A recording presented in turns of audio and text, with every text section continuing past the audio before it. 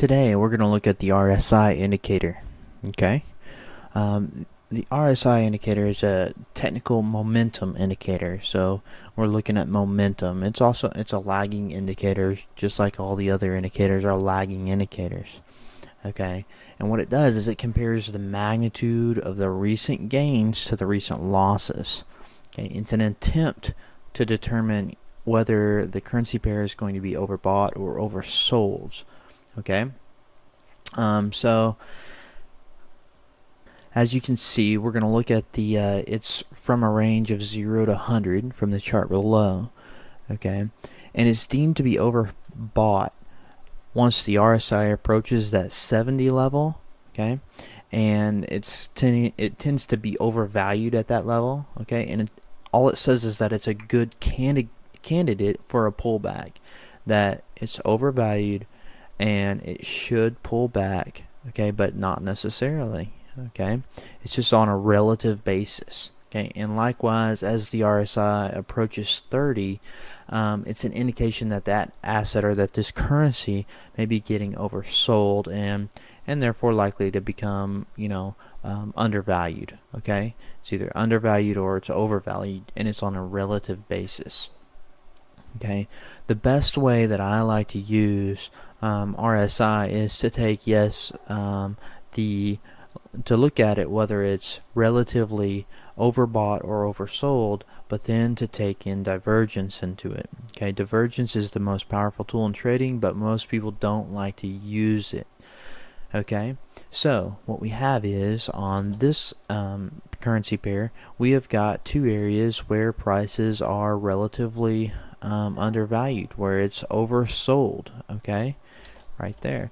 And if we look at it, it's slightly, maybe slightly, but not really. Okay, there's no divergence. But as we go here, when price turns in direction and goes up, there's not. This isn't really. This is not divergence. What I'm about to show you. But another great way to use and look at these oscillators is to just draw a trend. What direction is it heading in? And then is there a breakout? Okay, basically you could form a triangle there, and you can see clearly after a couple of days that we are trending up. Okay, and right here is whenever that indication will be taken, and it also takes out the previous high. Okay, now this would be a good indication and a good time to get into this currency pair. Okay, and ride it out, and as you can see, there's a couple of hundred pips of profit here. Okay, and you can see that price tends to be overbought. Okay, when we get up to this range, and at that moment in time, you can see that the momentum has decreased. Okay, but currency pairs can be overbought for an extended period of time, just like in this case right here. So it's important to let your profits run and to manage trades. Managing trades and money management are the most important aspects of trading. So you'd move your stop losses, and as this goes on, you move your stop losses until you're taken out. Okay, for a larger profit. Okay, that's the way to really trade these things. Okay, and then what happens? Okay, you can on this one here, you can draw a trend line. It was broken. Okay, you move your stop loss. As it goes along here, you can see that clearly at this level we are done. Okay, and again, if you're looking for long positions, when is the trend line broken?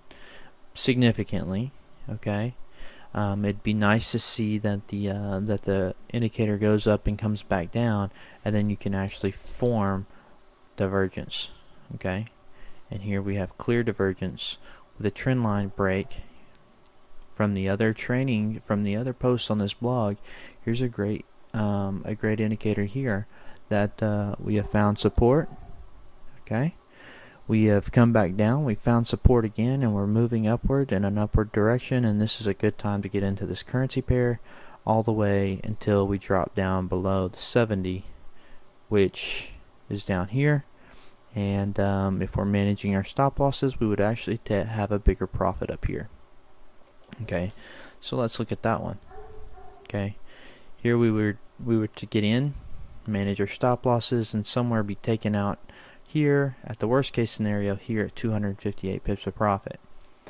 Okay, so again, you can see how this indicator works out well.